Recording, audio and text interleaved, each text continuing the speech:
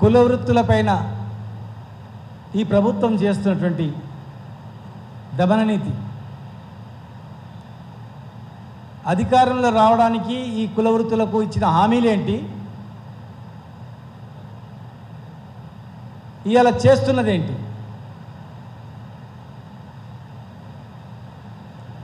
ఎన్నో హామీలు ఇచ్చారు. గొర్రెలకు 3 లక్షలు ఇస్తామని, 100 కోట్ల చేపపిల్లి ఇస్తామని, ఎంబీసీ మంత్రిత్వ శాఖ ఇస్తామని. ఇలా మేమందరం కూడా మంత్రుల శాఖలు ఇవ్వండి, మంచి మంత్రి పదవులు ఇవ్వండి, కార్పొరేషన్ చైర్మన్లు ఇవ్వండి, 42% రిజర్వేషన్ ఇవ్వండి అని మేము మాట్లాడుతుంటే, కుల వృత్తులకు ఇచ్చి హామీ నెరవేర్చాలని చెప్తుంటే, ఇలా కల్తీ పేరు మీద ఒక వృత్తినే నిషేధించినట్లు వార్తలు వస్తూ ఉన్నాయి. మేము కల్తీకి పూర్తి అగెనిస్ట్. కల్తీ చేయాలని మేము అనము, కోరుకోము.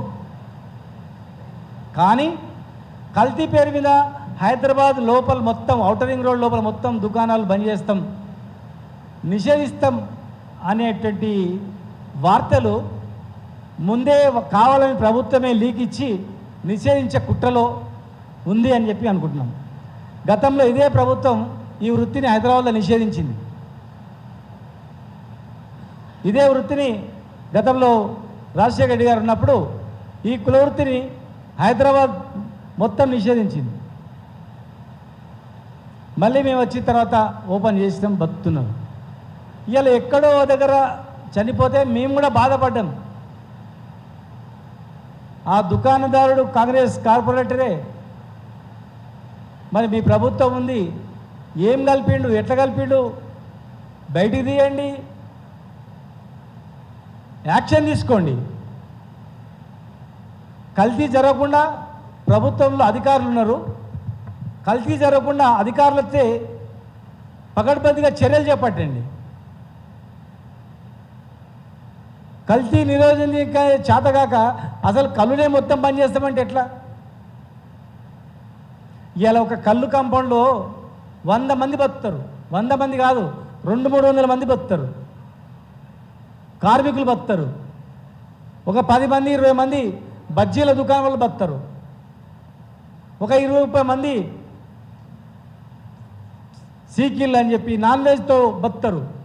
ఇంకో 10-15 మంది చేపలు ఫ్రై చేస్తూ వాళ్ళు బతుకుతారు. ఇంకొక 10 మంది ఆరకట్క సోదరులు బతుకుతారు. కుండలు తయారు చేసే మా కుమ్మరన్న బతుకుతారు, మా కమ్మరన్న బతుకుతారు. ఒక 10 కుల వృత్తులు బతుకుతాయి. ఒక కుటీర పరిశ్రమ. దాన్ని కల్తీ పేరు మీద దీన్ని మీరు పూర్తిగా మొత్తం కళ్ళే కల్తీ అనేటట్టు చేస్తే ఎంతవరకు సమంజసం ఇది? ఎక్కడ కల్తీ అయిందో దాన్ని బంద్ చేయండి, కల్తీ బాధితుల మీద యాక్షన్ తీసుకోండి, కల్తీ జరగకుండా చర్యలు చేపట్టండి. మేము 1,20,00,000 చెట్లు పెంచినాం, డ్రిప్ వేస్తామన్నారు. మీ మేనిఫెస్టోలో చెట్లు పెంచి డ్రిప్ వేస్తామన్నారు. చెట్లు పెంచట్లేదు, డ్రిప్ వేసేయట్లేదు. ఎన్ని చెట్లు పెట్టింది చెప్పిన 2 సంవత్సరాల్లో? మేము 1 కోటి పైన పెట్టినాం చెట్లు, లెక్క ఉంది మా దగ్గర. ఒక డిఎఫ్ఓని కూడా నియమించుకున్నాం. డిఎఫ్ఓ ద్వారా చెట్లు పెట్టించినాం, నర్సరీలు పెట్టినాం. ఒక చెట్టు పెట్టలేదు, ఒక డ్రిప్ వేయలేదు. ఊరికి 5 ఎకరాలు చెట్లు పెంచడానికి, ఈత చెట్లు పెంచడానికి ల్యాండ్ ఇస్తామన్నారు, ఇవ్వలేదు. వైన్ షాప్లలో 20% రిజర్వేషన్ పెంచుతామన్నారు, పెంచలేదు. ఇవాళ మేము వైన్ షాపులు చేస్తే పెంచే జీవోదిస్తారు. సర్వే పాపన్న జిల్లా పేరు చెప్తామని పెట్టలేదు. ఉన్న నీరా కేంద్రాన్ని వేరేళ్ళకి ఇస్తే కొట్లాడి మళ్ళీ సాధించుకున్నాం.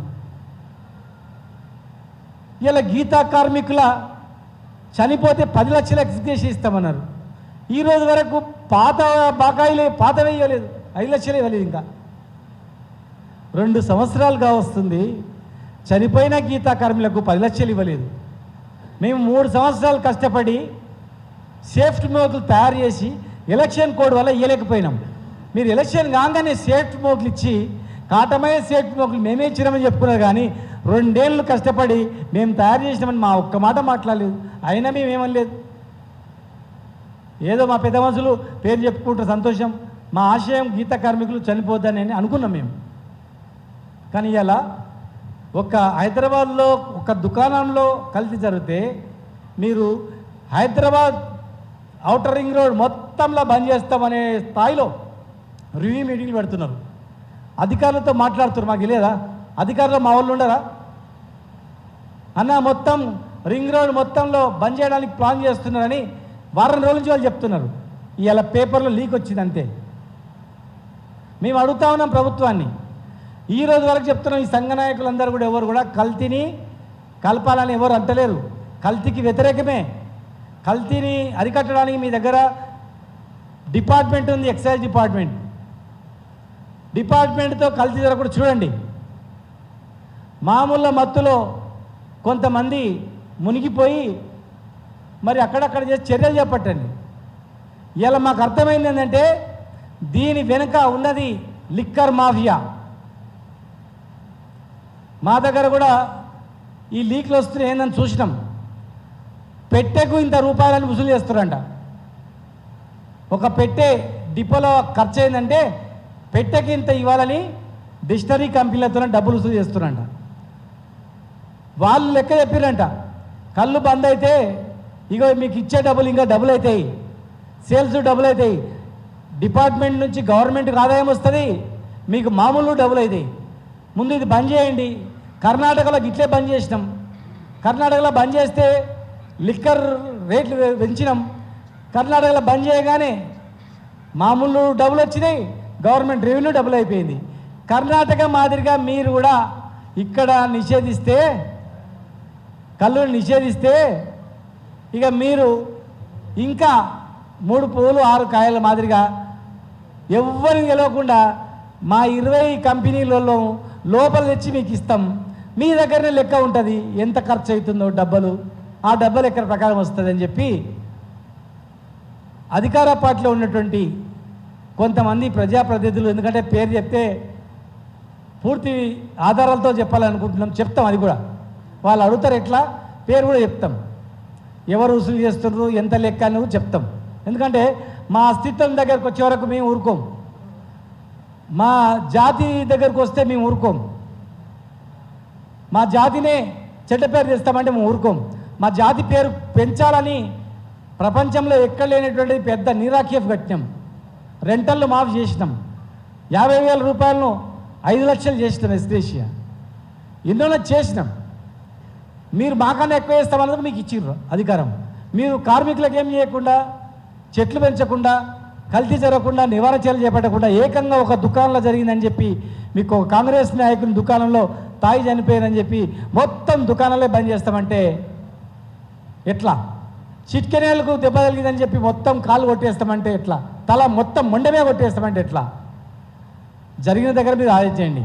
లిక్కర్ మాఫియాకు తలవకి, సేల్స్లకు తలవకి, మామూళ్లకు తలవకి మొత్తం కలునే నిషేధిస్తామంటే ఊరుకోమేము.